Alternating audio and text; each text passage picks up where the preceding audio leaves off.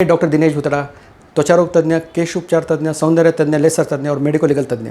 दोस्तों, मैं आज आपको एक ऐसी धारा के बारे में बताने जा रहा हूं जिसे कहते हैं डिफेमेशन या मानहानि।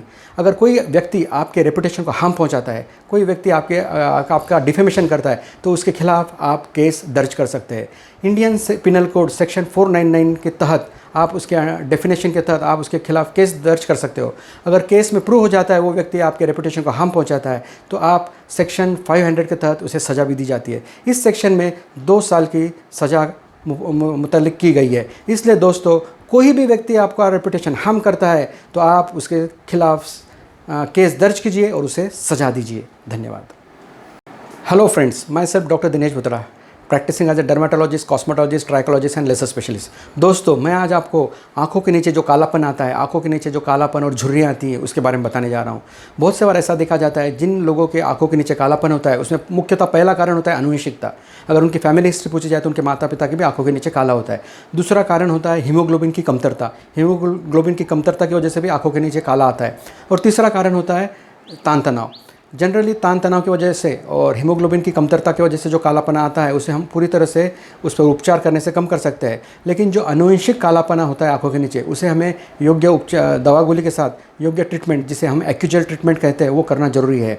एक्यूजेल ट्रीटमेंट के माध्यम से जो कालापना आंखों के नीचे एक जगह रहता है, वहाँ का लिम्फेटिक ड्रेनेज के माध्यम से हम वो कालापना वहाँ से कम कर देते हैं और वो कालापना पूरा चले जाता है। आपको 7 से 8 ट्रीटमेंट में कोई भी आंखों के नीचे कालापना होता है, एक्यूजेल के माध्यम से और योग्य दवाइयों के माध्यम से हम उसे पूरा कम कर सकते हैं। धन्यवाद।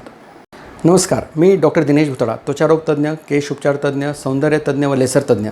मित्रों, आज मी तुम्हाला सुरंजी, सुरमी च्याबद्दल माहिती देणार आहे। बऱ्याचदा ही सुरंजी हा शब्द सगळ्यांना माहिती असतो। आपल्या छातीवर, पाठीवर, पोटावर आणि बऱ्याचदा मानेवर सुद्धा पांढरे आणि चॉकलेटी चट्टे आढळतात। हे पांढरे आणि चॉकलेटी चट्टे काही नसून सुरंजी असते। सुरमी म्हणजे हे एक सुपरफिशियल फंगल इन्फेक्शन आहे। ज्या लोकांना खूप घाम येतो त्या लोकांना सुरमीचं प्रमाण आढळतो। पण बऱ्याचदा त्याच्यावर उपचार न केल्यामुळे किंवा सुरमी बऱ्याचदा पांढऱ्या डागासारखी आढळते म्हणून लोक बऱ्याचदा त्याला कोड पांढरे डाग समजतात। पण हे अँटीफंगल ट्रीटमेंटद्वारे आपण सुरंजी पूर्णपणे कमी करू शकतो। सुरमी कमी करण्यासाठी आपल्याला कीटोकोनाझोल साबणचा वापर करणं जरुरी आहे। कीटोकोनाझोल लोशनचा वापर करणं जरुरी आहे। बरोबरच कीटोकोनाझोलची गोळी घेतल्याने आपण आपली सुरंजी कमी करू शकतो। सुरमी कमी झाल्यानंतरही काही दिवस आपल्याला साबणचा वापर करणे जरुरी आहे, जेणेकरून सुरमी येणार नाही। धन्यवाद। मित्रहो, मी डॉक्टर दिनेश भुतड़ा, त्वचारोग तज्ञ, केश उपचार तज्ञ, सौंदर्य तज्ञ व लेसर तज्ञ।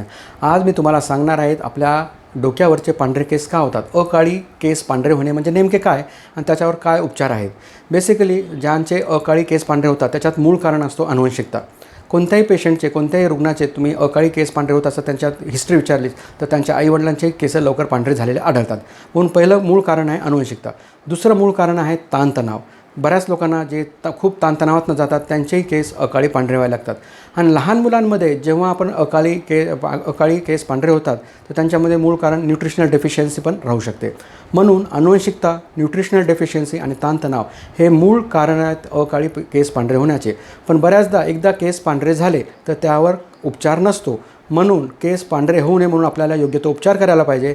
आणि बऱ्याचदा ह्या 3 कारणापैकी कोणते कारण आहेत केस पांढरे व्हायचे त्याचा शोध घेऊन त्याच्यावर उपचार करणं जरुरी आहे। धन्यवाद। Hello friends, myself Dr. Dinesh Bhutra. I am practicing as a dermatologist, cosmetologist, trichologist and laser specialist. Today I am going to talk on the hirsutism. ये अनचाहे बाल, हिरसुटिज्म क्या होता है, इससे क्या करना चाहिए। जब भी अपन कोई अगर अनचाहे बाल, अगर किसी मेल पेशेंट को, किसी पुरुष को अगर दाढ़ी मूछ होती है तो वो तो एक अच्छा माना जाता है। लेकिन किसी स्त्री को दाढ़ी मूछ आ जाती है तो उसे अनचाहे बाल या हिरसुटिज्म कहते हैं। हिरसुटिज्म होने का मूल कारण है हार्मोनल इम्बैलेंस। कई लेडीज़ पेशेंट में जिनमें हार्मोनल प्रॉब्लम होते हैं, जिनमें पीसीओडी नाम की बीमारी होती है, उनको अनचाहे बाल आते हैं और वो अनचाहे बालों से काफ़ी परेशान होते हैं। बार बार शेविंग करने के पश्चात भी बाल आते रहते हैं। तो इस पर योग्य उपचार है लेज़र थेरेपी। डायोड लेज़र और आईपीएल लेज़र के माध्यम से हम अनचाहे बाल 10 से 12 सेशन में पूरे की तरह से कम कर सकते हैं। हर 15 दिन के सेशन में हमको डायोड लेज़र करना है, जिससे हम अनचाहे बाल जड़ों से कम कर सकते हैं। साथ में आपको मेडिकल ट्रीटमेंट भी लेना पड़ेगा, जिससे हार्मोनल ट्रीटमेंट हो जाए। धन्यवाद। मित्रों, मी डॉक्टर दिनेश भुतड़ा। आज मी तुम्हाला वैद्यकीय विधिशास्त्र ह्याबद्दल माहिती देणार आहे। ह्या वैद्यकीय विधिशास्त्राची का गरज आहे आणि या वैद्यकीय विधिशास्त्राद्वारे आपण काय करू शकतो आणि काय नाही करू शकतो ह्याबद्दल माहिती देणार आहे. प्रत्येक हॉस्पिटलमध्ये प्रत्येक डॉक्टरला आज आपण प्रॅक्टिस करताना एक वैद्यकीय विधी तज्ज्ञ अपॉइंट करणं खूप जरुरी आहे. आज आपण बघतो बऱ्याचदा डॉक्टरची चुकी नसतानाही डॉक्टरवर मारहाण होते. त्याचबरोबर डॉक्टरच्याही काही निष्काळजीपणा होतो. ह्या सगळ्या गोष्टीकडे लक्ष देणारा म्हणजे वैद्यकीय विधी तज्ज्ञ. आणि आज आपण आपल्या दवाखान्यात वैद्यकीय विधी तज्ज्ञाची अपॉइंटमेंट केली तर आपण फ्रीली प्रॅक्टिस करू शकतो. ह्या बाबतीत मी तुम्हाला एक उदाहरण देऊ इच्छितो. इंटेन्शन. हे बघा, डॉक्टरचा कधीही इंटेन्शन नसतो की त्याच्यामुळे रुग्णाला हानी व्हावी. तो प्रयत्न एकच करतो की रुग्ण वाचला पाहिजे. आणि जो क्रिमिनल पर्सन असतो त्याचा इंटेन्शन कोणतेही काही करायच्या मागे क्रिमिनल बेस असतो. म्हणून आपण इंटेन्शनचा ह्याच्यात विचार केला पाहिजे आणि प्रत्येक हॉस्पिटलमध्ये वैद्यकीय विधी तज्ज्ञाची नेमणूक करून आपण फ्री ऑफ माइंड प्रॅक्टिस करता आली पाहिजे. धन्यवाद. Hello friends, myself doctor Dinesh Butra. I am a dermatologist, cosmetologist, trichologist, laser specialist and medico legal consultant.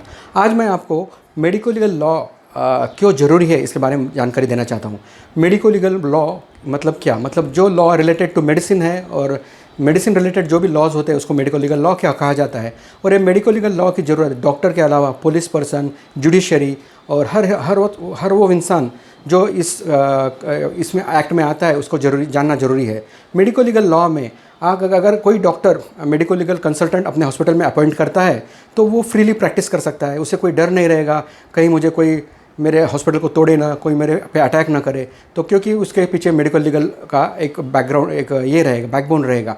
इसलिए हर हॉस्पिटल में मेडिको लीगल कंसल्ट अपॉइंट करना बहुत ज़रूरी है. और मेडिको लीगल पर्सन जो लॉ ग्रेजुएट है और जो मेडिकल ग्रेजुएट है, he can understand both laws and he can do very well practice. So every hospital must have medico legal consultant. Friends, myself Dr. Dinesh Butra. I am a dermatologist, cosmetologist, trachologist and laser specialist, and I am also a medico legal consultant. Today I am going to tell you the importance of medico legal. Basically nowadays we have seen much more problems with patients and much more problems with the doctors and much more problems with our judiciary and also police persons. So in all these issues the medico legal law plays a very important role. But as there are no proper guidelines in our country regarding medico legal law, so there is no proper sections. So basically one must understand what is medico legal law. So the person who is specialized in medicine and the person who is specialized in law, he can do the very well medico legal practice. Nowadays the time has come, every hospital needs a medico legal consultant. If that medico legal consultant is attached with that hospital, then doctor can freely treat the patient and he won't afraid of any unwanted things, and at the same time patient is also restricted from doing unwanted things. Thank you. मित्र हो, मी doctor Dinesh बुत्रा, त्वचारोग तज्ज्ञ, केश विकार तज्ज्ञ, सौंदर्य तज्ज्ञ वर laser तज्ज्ञ. मित्र हो, आज मी तुम्हाला गजकरण, फंगल इन्फेक्शन ह्याबद्दल माहिती देणार आहे.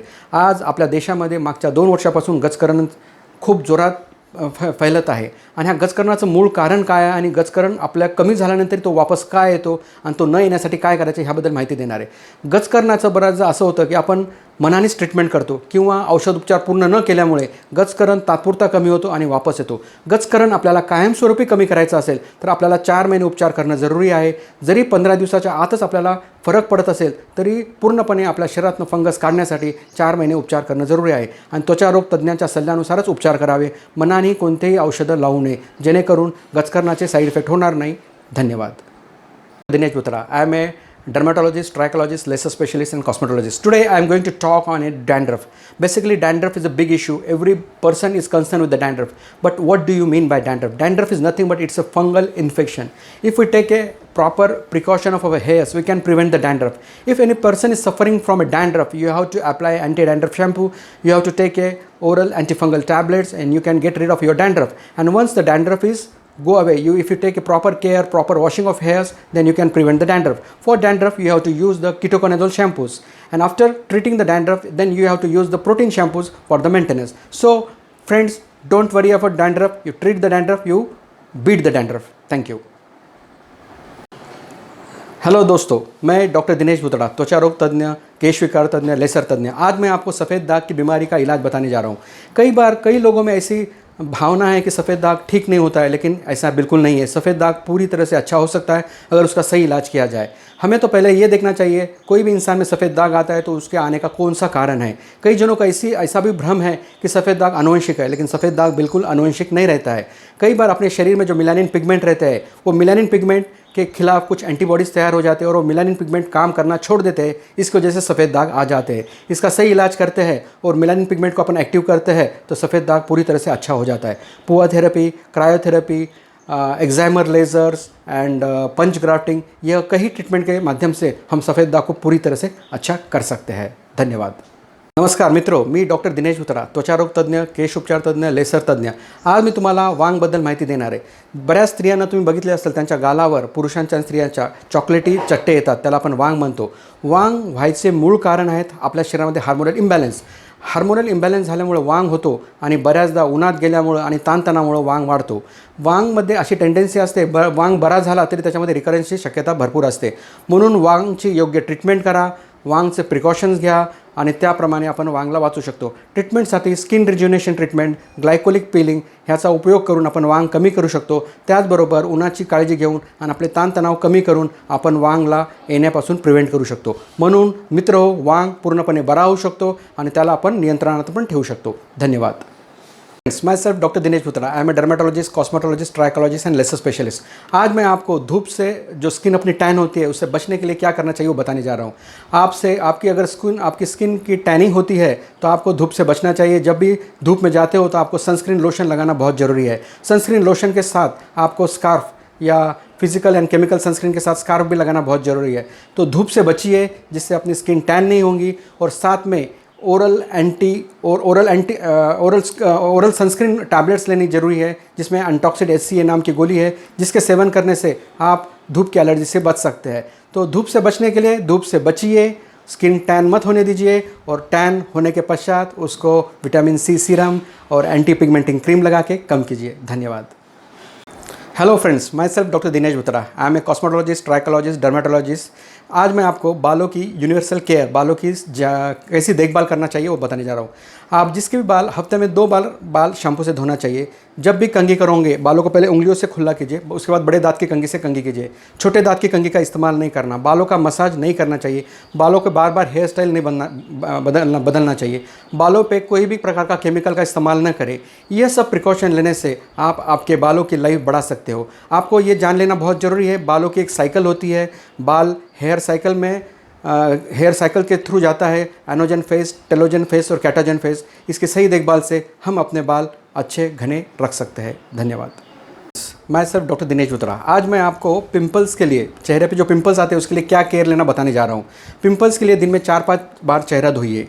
कोई भी ऑयल बेस्ड कॉस्मेटिक्स मत लगाइए और प्रॉपर ट्रीटमेंट के द्वारा आप अपने पिंपल्स कम कर सकते हो और पिंपल से बच सकते हैं। स्किन रिज्यूनेशन ट्रीटमेंट, क्रायोस्लस थेरेपी के माध्यम से आप अपने पिंपल्स कम कर सकते हो। तो इसलिए दोस्तों, पिंपल्स के लिए आपको दिन में 5 बार चेहरा धोना है और एंटी एक्ने क्रीम लगाना है और प्रिकॉशन भी लेना है। Thank you.